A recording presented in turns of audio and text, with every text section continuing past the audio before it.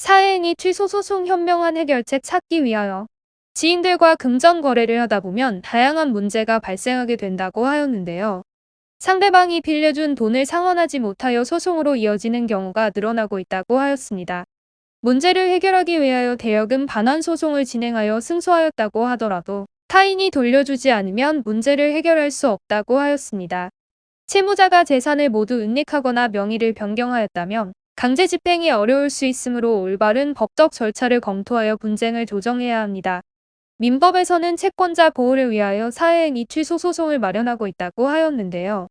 민법 제406조에 따르면 채무자가 채권자 몰래 자신의 재산을 은닉하거나 타인 명의로 이전할 경우 채권자는 원상 회복을 목적으로 그 타인을 피고 대상으로 소송을 진행할 수 있다고 하였습니다. 사회행위는 상대방이 다른 가족 명의로 토지, 건물을 이전하거나 증여, 저당권, 매매 등을 통해 발생하는 사례가 많다고 하였습니다. 소송을 진행하기 위해서는 풍부한 노하우를 갖추고 있는 법률 대리인의 조력을 구하는 것이 필요하다고 하였는데요. 사회행위 취소 소송의 경우 법리적 검토를 통한 해결 방안을 모색해야 하므로 법률 지식을 갖추지 않은 의뢰인의 경우 어려움이 따를 수 있다고 하였습니다. 먼저 사실관계를 확인하여 내용 증명을 전달하는 것이 좋다고 하였는데요. 상대방에게 심리적 압박감을 줄 수 있고 소송이 진행될 경우 명확한 증거로 활용할 수 있다고 하였습니다.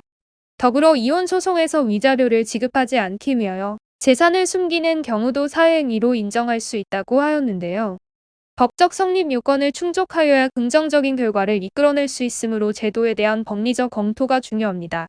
사례를 확인하면 이응 씨는 평소 알고 지내던 지인에게 큰돈을 빌려주었다고 하는데요. 이른 시일 내에 상환하겠다는 약속을 믿고 건네주었지만 지인은 시간이 지나도 빌려간 돈을 갚지 않았다고 합니다.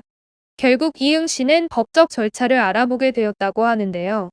하지만 지인은 돈을 상환하지 않기 위하여 자신의 재산을 은닉하였다고 하였죠. 소송에서 승소하더라도 상환하지 않도록 준비하였던 것인데요. 이러한 상황에서는 사회행위 취소 소송을 통해 피해를 보상받을 수 있다고 하였습니다. 채권자에게 상당한 손해가 발생할 수 있다는 점을 알고 있으면서도 자기 재산을 은닉하는 행위를 하였다면 법원에 채무자의 위 행위를 취소할 것을 구하는 제기할 수 있다고 하였습니다. 하지만 정황만으로는 주장을 입증할 수 없으므로 성립 요건과 객관적인 증거를 확보하여 소송을 청구해야 한다고 하였는데요. 먼저 성립 요건을 명확하게 검토해야 한다고 하였죠. 채권이 확인되어야 하며 채무자가 재산을 은닉하였다는 사실을 입증할 수 있어야 합니다. 더불어 사회행위로 인하여 채무자가 가지고 있는 재산이 채무보다 부족하게 된 경우에만 진행할 수 있다고 하였습니다. 사회행위 취소 소송은 성립 요건을 면밀하게 살펴 주장을 뒷받침할 수 있는 증빙 자료를 준비해야 한다고 하였습니다. 이때 타인의 기본 정보를 파악하여 재산 목록을 검토하는 것이 어려운데요. 소송을 청구하기 위하여 절차를 진행한다면 자료를 열람할 수 있습니다. 정당한 목적 없이 남용할 경우 형사처벌의 대상이 될 수 있으므로 주의해야 한다고 하였습니다. 만약 경제 상황이 좋지 않아 사업을 운영하기 어려운 상황에서 사회행위 취소 소송을 당하였다면 선의 입증을 증명해야 한다고 하였습니다. 패소하게 되면 강제 집행이 진행될 수 있고 다수의 채권자가 있는 경우 추가 분쟁이 발생할 수 있으므로 어려움이 발생할 수 있다고 하였습니다. 처음 소송에서 승소하게 되면 이후의 소송에서도 긍정적인 결과를 이끌어낼 수 있으므로 체계적인 대비 전략을 세워 대응하는 것이 바람직하다고 하였습니다. 진술을 입증하지 못할 경우 사회행위로 의심받을 수 있으므로 법리적 검토를 통해 선의 입증을 할 수 있도록 해야 한다고 하였는데요. 또 다른 사례를 확인해 보겠습니다. 미음 씨는 다른 회사로 이직하면서 퇴직금을 받게 되었다고 하는데요. 재테크를 고민하던 중 친한 지인에게 솔깃한 제안을 받게 되었다고 합니다. 3개월만 퇴직금을 빌려주면 상당한 이자를 주겠다고 하였는데요. 미음 씨는 친한 지인이었기에 믿고 상당한 금액을 빌려주었다고 합니다. 하지만 지인은 원금조차도 상환하지 않고 연락을 피하였다고 하는데요.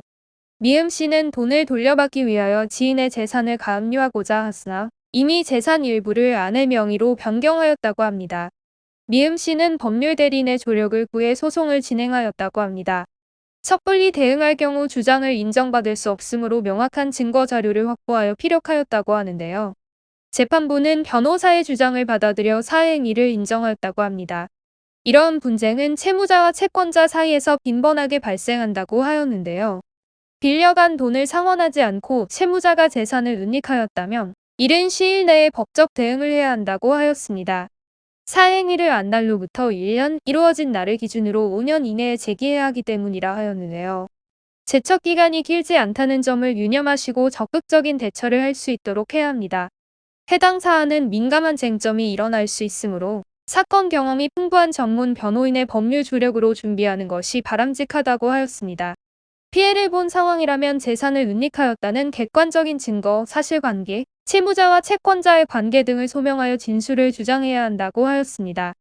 고의성 성립 여부가 중요 쟁점이 되기 때문에 재산 처분으로 인해 채권자가 피해를 받을 수 있다는 사실을 증명해야 한다고 하였습니다. 또한 억울한 상황의 경우 고의성이 없었다는 점, 채권자를 해할 의도가 없었다는 점을 피력하여 재판부를 설득해야 한다고 하였습니다. 감정적 호소와 같은 1차원적인 주장으로만 일관하면 재판 결과에 좋지 않은 영향을 미치게 된다는 점 유념하시기 바랍니다.